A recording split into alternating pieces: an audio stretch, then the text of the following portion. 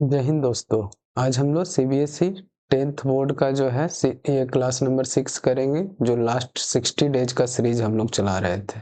तो चलिए first number question करते हैं। इसमें बोल रहा है कि if the probability of an event E is 0.07 then the probability of not even पूछ रहा है। मतलब पीई नॉट का वैल्यू हम लोग से पूछा है पीई नॉट का वैल्यू। तो पी ई नॉट का वैल्यू क्या होता है? तो ये होता है हमारा 1 माइनस पीई।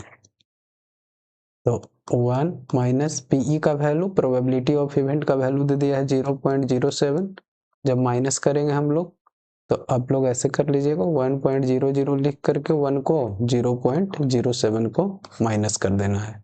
तो 10 माइनस 3 हो जाएगा, यहाँ पे 9 हो जाएगा और 0 माइनस 0 0। तो ये हो जाएगा हमारा 0.93। तो 0.93 हम लोग का कौन सा ऑप्शन में दिख रहा है? Option number A is the correct option. Second number question में चलते हैं। सेकंड नंबर क्वेश्चन बोल रहा है कि if AB triangle ABC similar to triangle PQR। तो AB बाई PQ दे दिया है 2/3, तो BC बाई QR क्या होगा? तो यहाँ पे देख रहे हैं AB बाई PQ और BC बाई QR जो है क्या है, ये हमारा ये प्रोपोर्शनल है। तो यहाँ पे हम लोग लिखेंगे AB by PQ is equal to हो जाएगा BC बाई QR।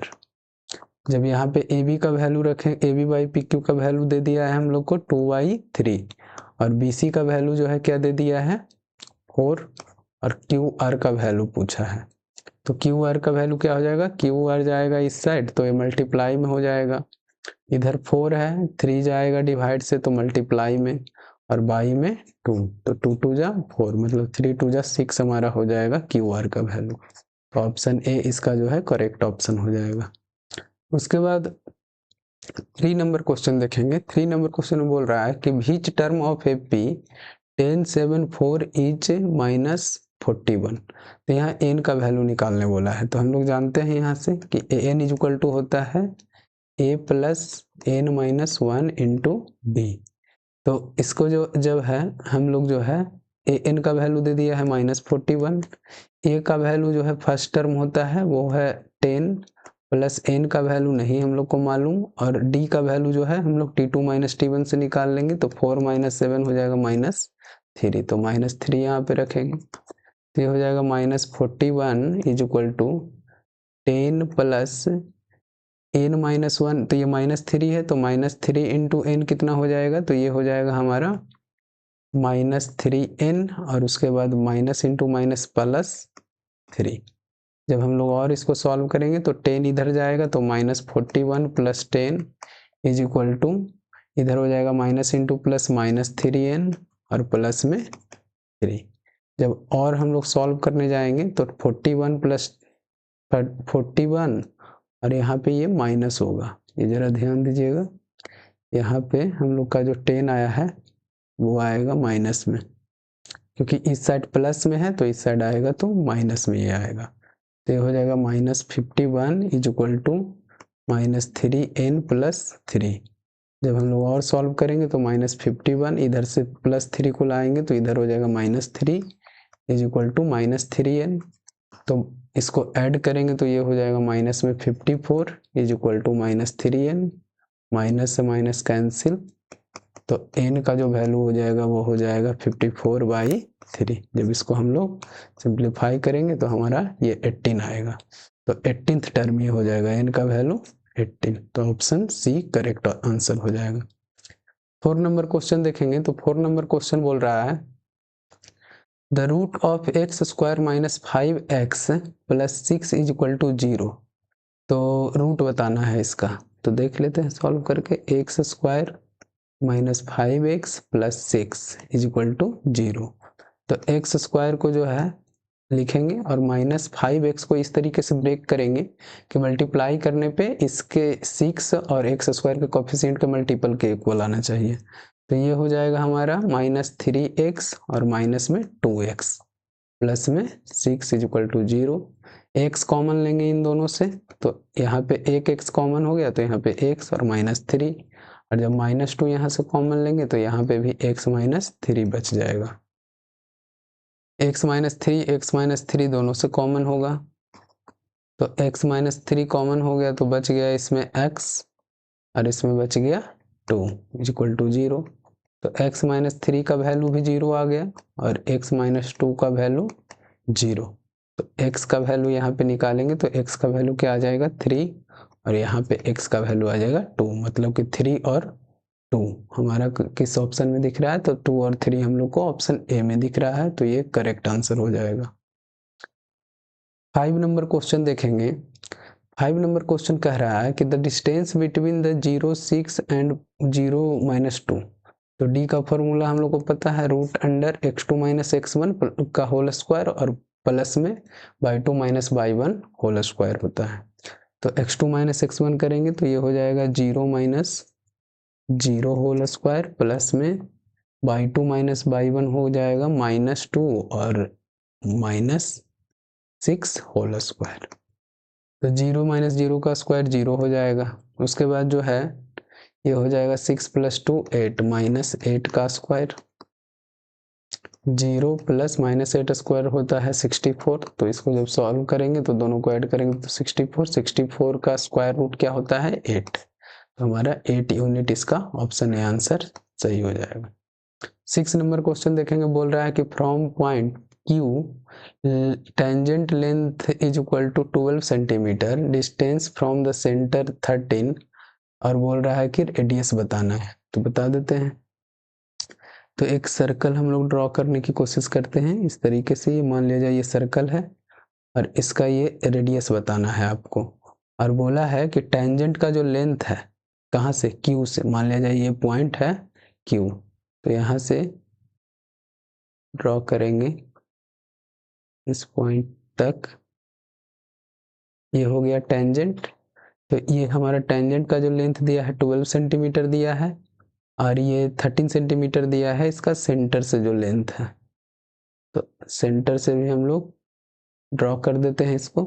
तो सेंटर से जो लेंथ दिया है ये दिया है 13 सेंटीमीटर, तो हम लोग को ये वाला वैल्यू r का वैल्यू पूछा है। तो देखिएगा हम लोग जानते हैं कि टेंजेंट और रेडियस जहाँ पे मीट करता है वहाँ पे 90 डिग्री का एंगल बनता है। 90 डिग्री का एंगल बनता है तो ये हमारा हो जाएगा हाइपोटेनस और ये हो जाएगा हमारा, इसको मान लीजिए ये हाइपोटेनस हो गया तो ये मान लीजिए परपेंडिकुलर है, तो ये हो जाएगा हमारा बेस। रेडियस क्या बन गया बेस, तो बेस का वैल्यू हम लोग निकाल लेते हैं। तो b इक्वल टू क्या हो जाएगा under root h square minus p square. तो h स्क्वायर मतलब कि 13 का स्क्वायर माइनस में p हमारा हो गया 12 का स्क्वायर, तो ये हो जाएगा 169 माइनस 144। तो माइनस करेंगे तो 5 और ये हो जाएगा 6 माइनस 4 2। तो रूट अंडर रूट 25 किसका वैल्यू होता है 5 का। तो हमारा बेस का वैल्यू हो गया 5, मतलब रेडियस हमारा कितना हो गया 5। तो 5 सेंटीमीटर ऑप्शन हो जाएगा सही आंसर। उसके बाद 7 नंबर क्वेश्चन देखेंगे कि decimal expansion of 13 by 2 square into 5 will terminate after how many decimal place. तो इसमें देखिए सिंपल कॉन्सेप्ट है, आप ध्यान रखिएगा कि अगर जो है ये टर्मिनेट करने की बात करे और पूछेगा कि कितना डेसिमल प्लेस तक ये जाएगा, तो हम लोग क्या करेंगे कि देख लेंगे कि नीचे जो है पहले तो 2 और 5 में होना चाहिए, 2 और 5 के फैक्टर में होना चाहिए, और 2 और 5 के फैक्टर में सबसे बड़ा वाला जो पावर होगा जिसका, वो पावर ही क्या हो जाएगा इसका आंसर हो जाएगा, मतलब उतना ही डेसिमल प्लेस तक ये एक्सपेंड करेगा।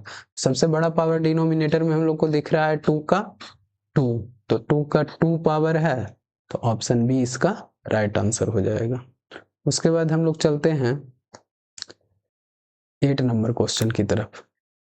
8 नंबर क्वेश्चन बोल रहा है कि if median is equal to 15 and mean is equal to 12.5 तो फाइंड द मोड।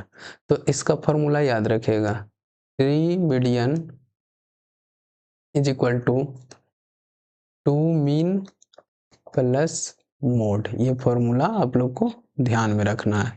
तो 3 इंटू हो जाएगा 15 मीडियन का वैल्यू, 2 इंटू मीन 12.5 और प्लस में मोड। तो यहाँ से हम लोग जब सॉल्व करेंगे तो ये 45 इज इक्वल टू 12.5 इंटू 2 करेंगे तो 25 होगा, प्लस में मोड, तो मोड का वैल्यू हम लोग को चाहिए, तो 45 माइनस 25 करेंगे इज इक्वल टू हो जाएगा मोड, तो 40 माइनस ये हो गया 20, मतलब मोड हमारा आ गया 20, तो 20 भी हमारा राइट ऑप्शन हो जाएगा, ऑप्शन नंबर ए। उसके बाद देखेंगे 9 नंबर क्वेश्चन। 9 नंबर क्वेश्चन बोल रहा है कि if 1 zero of p x is equal to इतना, तो फाइंड के। ठीक है, तो 2 जो है अल्फा का, मान लीजिए कि अल्फा का वैल्यू दे दिया है 2, और हम लोग को बीटा नहीं पता है, हम लोग को बीटा जो है नहीं पता है। तो यहाँ से जो वैल्यू दिया है कि if 1 zero of p of x is equal to x square plus 5x प्लस के इज 2, तो फाइंड के पूछा है, यही ना पूछा है, तो हम लोग निकाल लेंगे अल्फा प्लस बीटा का वैल्यू क्या होता है, माइनस बी बाई ए, जिसमें अल्फा का वैल्यू हम लोग को दिया हुआ है 2, और प्लस में बीटा हम लोग को नहीं पता, तो बीटा का वैल्यू यहाँ से आ जाएगा माइनस बी बाई ए, मतलब कि -5 और बाई में 1, तो यहाँ से बीटा का वैल्यू हो जाएगा -5 -2, मतलब ये हो जाएगा -7। तो अल्फा, ये के का वैल्यू निकालना है, तो alpha into beta is equal to क्या होता है, सी बाई ए, तो अल्फा इंटू बीटा हमारा 2 हो गया अल्फा, और बीटा हो गया -7, और सी हमारा कौन है, सी है हमारा के दिया हुआ, सी है के दिया हुआ है, और बाई में ए का वैल्यू 1 है, तो इसको जब सॉल्व करेंगे तो 7 2 जा 14 -14 इज इक्वल टू के, तो हमारा के का वैल्यू कितना आ गया, -14, ऑप्शन ए करेक्ट आंसर हो जाएगा। उसके बाद 10 नंबर क्वेश्चन देखेंगे, तो 10 नंबर क्वेश्चन में बोल रहा है कि if sine A is equal to 3/5 then cos A पूछ रहा है, तो साइन ए, साइन थीटा का वैल्यू क्या होता है, ये होता है हमारा P upon H, perpendicular upon hypotenuse, जो कि दिया हुआ है हमारा 3/5, तो P परपेंडिकुलर हो गया 3, हाइपोटेनस हो गया 5, तो हम लोग यहाँ से बेस का वैल्यू निकालेंगे, तो बेस इज इक्वल टू क्या हो जाएगा, तो ये हो जाएगा H square minus P square, Pythagoras formula से, तो ये हो जाएगा एच स्क्वायर 5 का स्क्वायर माइनस 3 का स्क्वायर, तो ये हो जाएगा 25 माइनस 9 इज इक्वल टू 16 हो जाएगा, तो √16 का वैल्यू क्या होता है, 4 होता है, तो हम लोग का बेस भी आ गया, परपेंडिकुलर हाइपोटेनस पता है, तो कॉस ए का वैल्यू पूछा है, तो कॉस ए क्या होता है, B upon H, base upon hypotenuse, तो बेस हो गया 4 और हाइपोटेनस हमारा पहले से 5 है, तो 4/5 इसका राइट ऑप्शन हो जाएगा, ऑप्शन नंबर बी। आज हम लोग 10 क्वेश्चन नंबर तक ही रखेंगे, क्योंकि ऑब्जेक्टिव क्वेश्चन में ही आज बहुत सारा कॉन्सेप्ट था, उन सब कॉन्सेप्ट के बारे में हम लोग डिस्कस किए हैं, बाकी हम लोग देखेंगे नेक्स्ट वीडियो में। थैंक यू, धन्यवाद।